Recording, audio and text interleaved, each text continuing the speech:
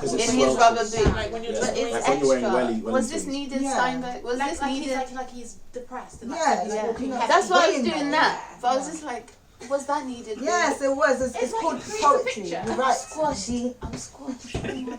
Nah, it was extra. I'm sorry. I didn't read You Snake. didn't read the second. No. Okay, so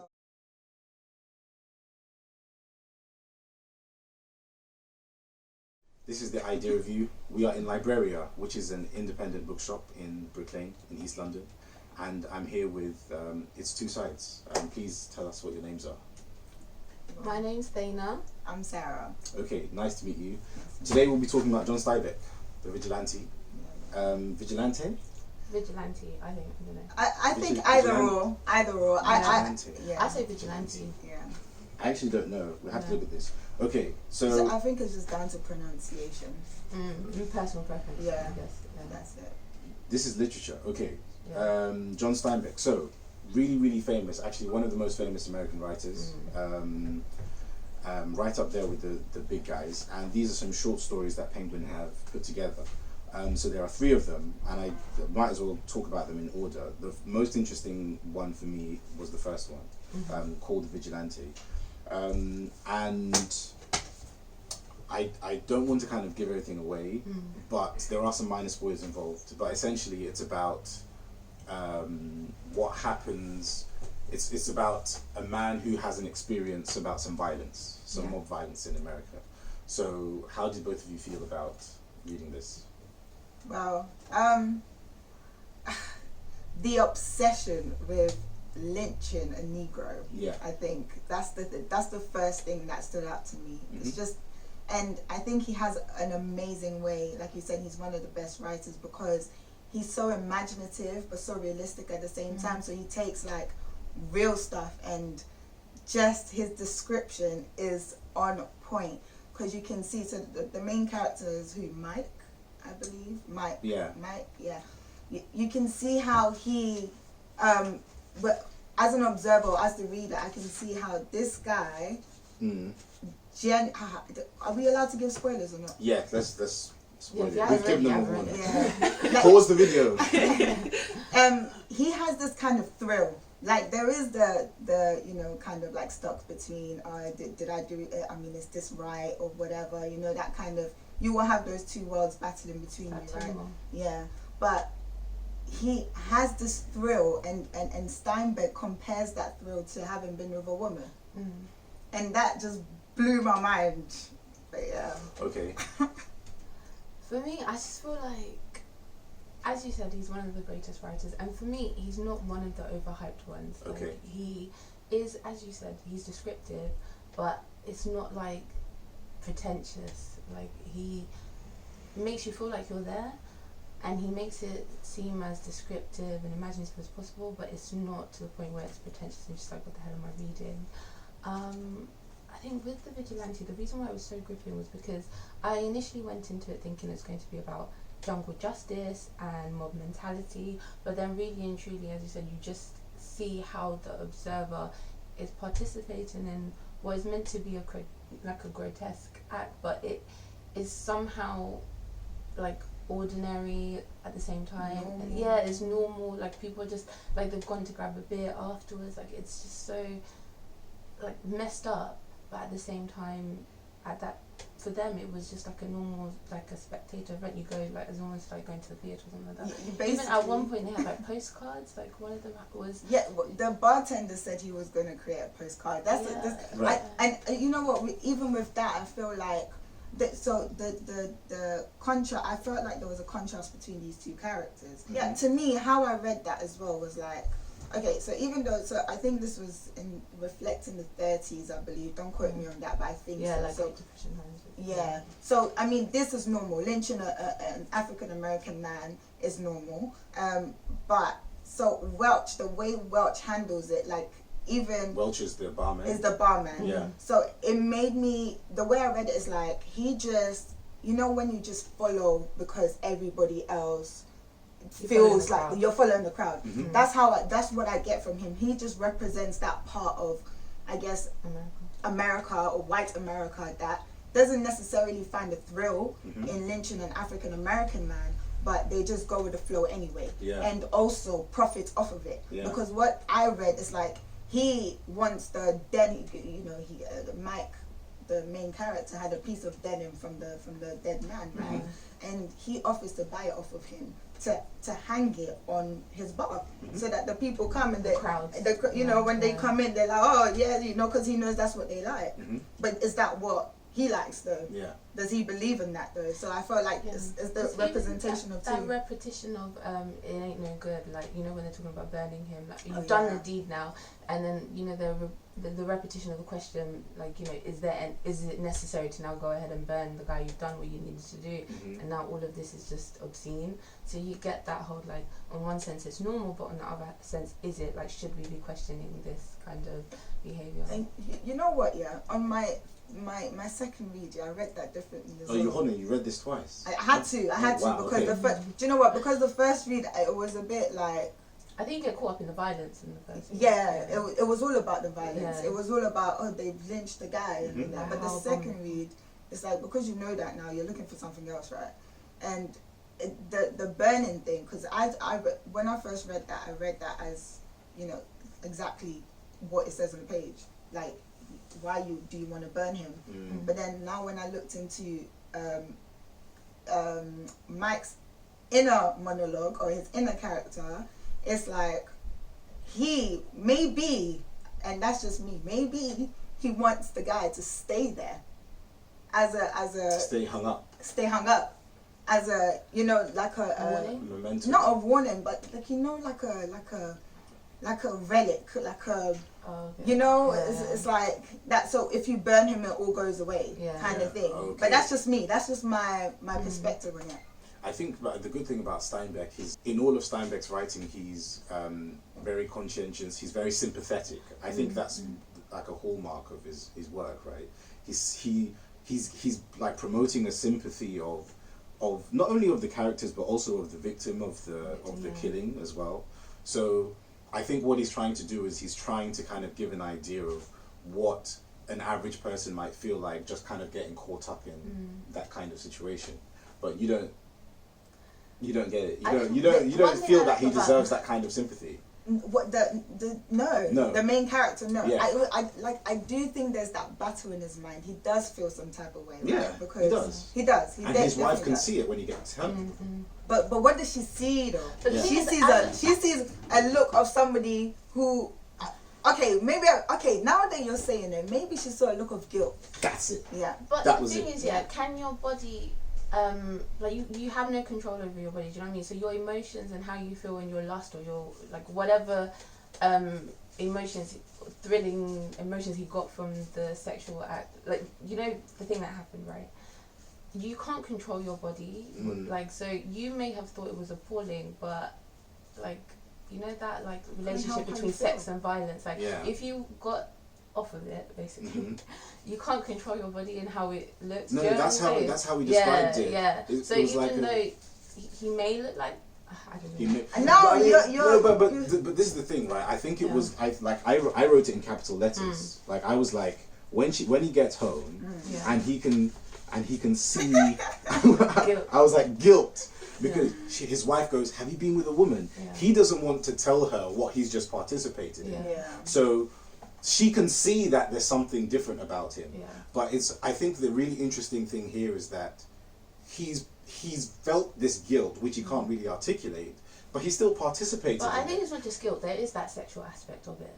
Yeah, fine. But if he was with another woman, he would still have probably felt some kind of guilt, right? Yes. But I think there's something about a white man lynching a black man and getting that kind of, like, that lustful satisfaction. I don't know. There's something to be said about that whole thing. It's like, this is why Steinbeck is so great. Relax. Honestly, no, but seriously. But I like how he talks about fate and injustice as well. And I think if you read, like, Of Mice and Men and things like that, the one thing that, like, I do, schools always overhype books, but this was the one where it's just like, okay, I'm glad you guys put that on the curriculum. It was okay. No, because I would have never really, let's be real, I would have never really read it if they hadn't put it on the curriculum. So, although I do think they put it just so they could say the N-word, but let's get past that. Like, my man's got a free pass to say the N-word.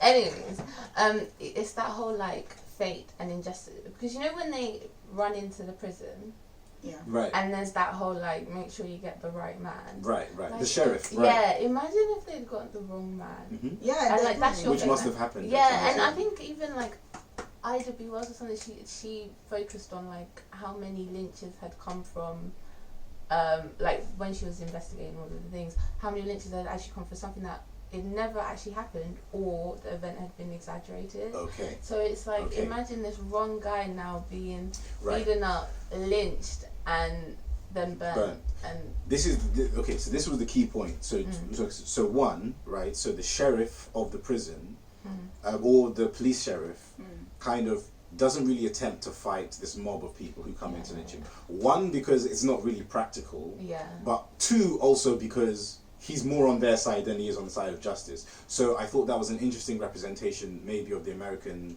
like justice system, or the American like liberal, in terms of not fighting too hard against these things, right? The second thing is about I like how it's left ambiguous that whether the victim was actually guilty of any crime, right? Because we don't know. Yeah. It may have been a case, because it's easy to start a rumor. I mean, there's a film with Samuel L. Jackson who kills these two guys who rape his daughter. Love that and it's A Time to Kill. oh, is that it? Okay, cool. And he stands up in court and says, "Yeah, I did it." Or A Time to Hate. And then I think it's A Time to Kill. okay, so. But it may have been the case that, just like Central Park 5, is like this kind of moral panic that starts. It's like, you know, this African black guy did something, and then the rumor spreads, and it's like, we gon' get you, boy. So I think it's interesting. I saw that we, like, it's left ambiguous. And even when they're talking about like, it's nearly election time, and I think that's like till today. What you focus on near to election time is going to, you know, disenfranchise certain voters that you need on your side. So is this issue of race and justice or whatever that big enough? Yeah. Do you want to sabotage what you to speak out? Okay, question. Do you think the sheriff who was there to protect the prison and the prisoners should have fought more against the mob? Personally, I ain't gonna lie to you. Like, let's be real, there's a whole think mob about the here. times as well. There's a mob here. Because even in the Time to Kill, when the lawyer, they put a cross on the lawyer's yard and stuff. So like, I'm not gonna lie. Would I go out on a limb for you? I don't know. I'm sorry. Like, I don't necessarily think that he might have been on the side of the mob. I don't know. That was also quite. That was also quite equivocal. I can't really say that, but I can say that as one man, do you really want to go against a mob of 40 people coming against a prison to to kill? Maybe I'm stereotyping, but when I hear the term sheriff in my head, I'm just thinking.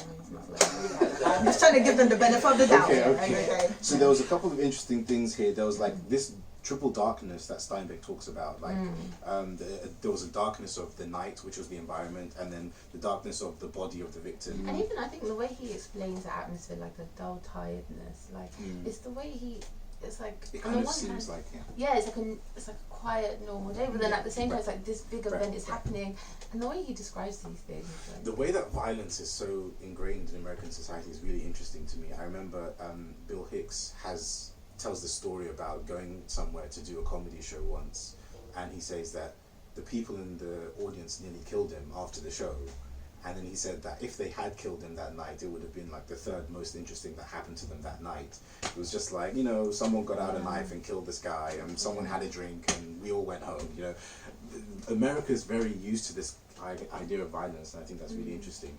It's almost like a tradition, because didn't they, like, the way they explain the whole lynching, it's like it was like, oh, you make sure you do it right. It's like their tradition, how they do things. Cultural, Yeah, that was quite interesting. Like, he didn't like the fact that he was dead already before they lynched him. Yeah, because it's like, you've done it wrong now. Yeah, like, the way like the whole point is to, hang him up and make him wiggle to death.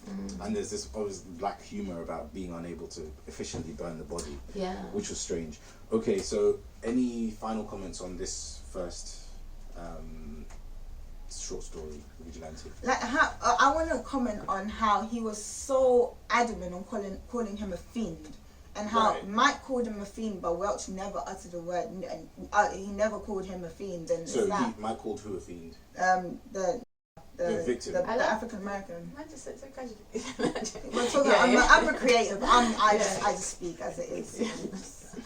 Yeah. Okay. So all right. So yeah. So I thought there was a suggestion there that they were talking about rape.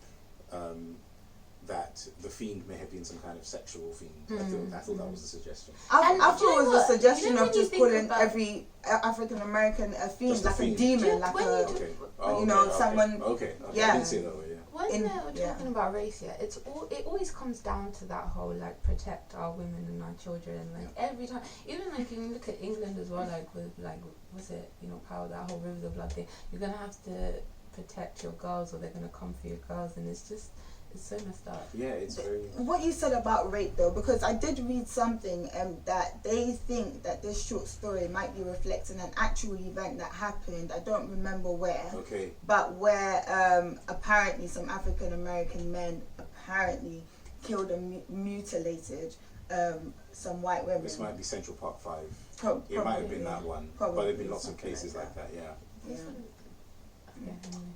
Well, this was written Yeah, before. I was about to say, it's like 1930s, and that was like the other day. Good point.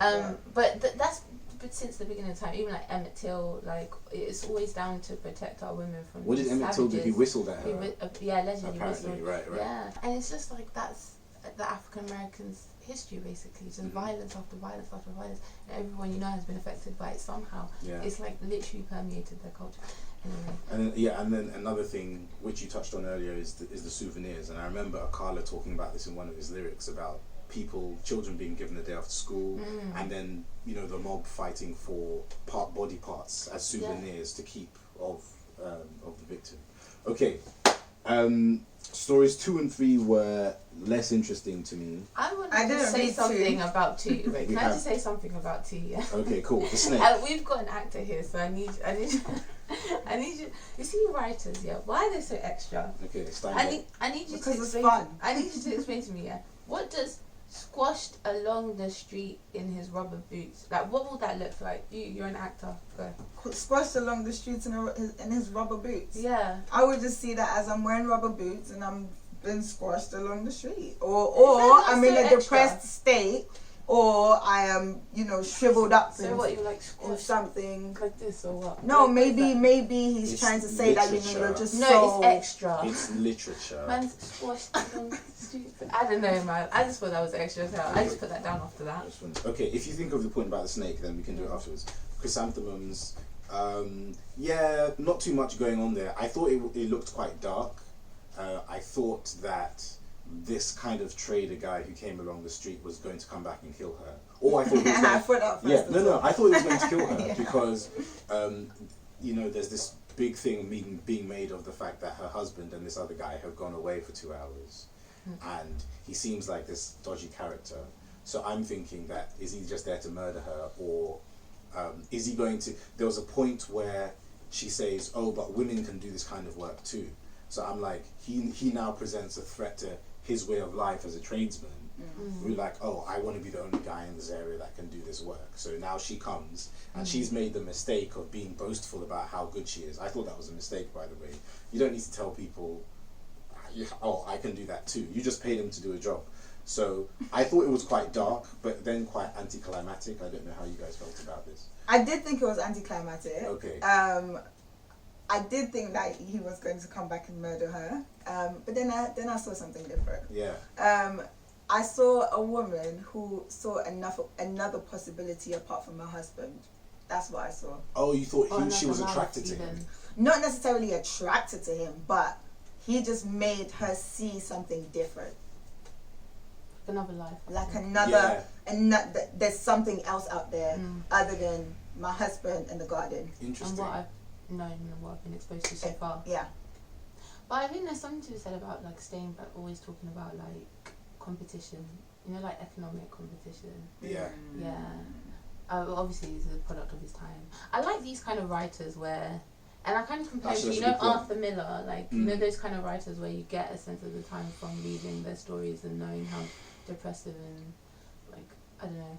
Yeah, how depressive, depressing that time was. Yeah. Well, it was the Great Depression. It was the Great Depression. Okay, wonderful. Okay, so last comment. it's Two Sides. Mm-hmm. What does that mean? What do you do? Who are you? What is this? What is Two Sides? Yeah. I think It's Two Sides stem from a lot of things. Me and her watch something, or we'll read something, or we'll go to the theatre or whatever, and then either I enjoy it and she's like, oh, that was so dead, or she loves it and I'm just like, I need a refund ASAP. And then also I think a lot of people will come into us, oh, you guys were reading this, or you guys went to see this, how do you guys find out about these things, da, da, da. So a lot of it is focused on either black women authors, or like shows that aren't really like, you know, out there. Yeah. Okay. Yeah. So you talk. Is there anywhere we can see these kind of materials about the books? Twitter, baby. Yeah. Twitter. We're on Twitter and Instagram. Yeah. What's the Twitter and Instagram? It's Two Sides. It's _Two Sides. Yeah, but also we have a book club, which is much more.